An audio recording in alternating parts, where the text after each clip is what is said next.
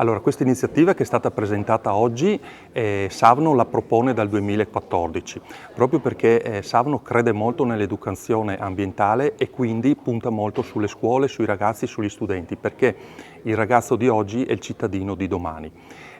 Questa iniziativa appunto ci permette di entrare nelle scuole e quest'anno la bella novità appunto della presentazione del diario scolastico è la collaborazione con due importanti aziende del nostro territorio, quindi ATS e Ascotrade, aziende pubbliche come Savno tra l'altro, che quindi voglio dire offrono un servizio a tutti i nostri utenti cittadini, che abbiamo coinvolto proprio per sottolineare ancora di più l'importanza della tutela ambientale, della risorsa idrica e anche energetica. Temi che oggi sono ancora più attuali di sempre, che comunque fanno parte della quotidianità, oggi lo sono attuali anche da un punto di vista purtroppo economico, visti i rincari che stiamo subendo. Sì, certamente il fattore economico è una parte, ma l'importanza è proprio l'educazione, la cultura su questi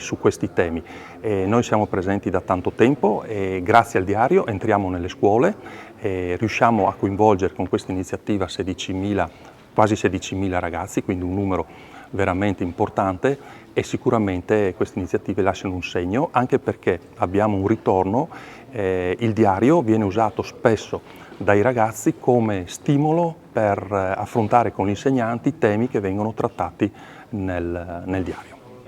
È un dovere di noi adulti in primis e di aziende come le nostre che agiscono sul territorio quello di trasmettere insegnamenti educativi nei confronti dell'uso consapevole delle risorse. Le risorse sono un bene prezioso, sono un bene finito, dobbiamo usarle nel modo corretto. Questo diario va in questa direzione, è un segnale appunto che vogliamo dare assieme alle altre aziende del territorio che con noi condividono spazi nei confronti dei nostri utenti e clienti per passare questo messaggio di uso consapevole delle risorse. Deve essere un aspetto proprio culturale, deve diventare parte integrante del nostro modo di vivere, lo sta già diventando, a maggior ragione poi la congiuntura di questo momento aiuta sicuramente a spingere in questa direzione. È vero però, come ho detto prima, che deve essere un qualcosa che diventa parte di noi e cultura del nostro modo di vivere. Quest'anno, come è stato detto per la prima volta, le zone pedemontane a causa dell'abbassamento della falda e alcune dipendenze da altri gestori hanno appunto accusato cosa vuol dire avere poca acqua o non averla. L'educazione delle nuove generazioni, la limitatezza di questa risorsa e l'importanza della sua salvaguardia è pertanto essenziale. Diciamo sempre e continueremo a ripetere che quest'anno, grazie alle azioni di sensibilizzazione fatte dai sindaci del territorio, quei piccoli gesti del singolo moltiplicate per migliaia di cittadini, migliaia di utenze hanno consentito di sopravvivere a quest'estate. Questo è un punto di forza in quanto la passione per fare questo diario qua è stata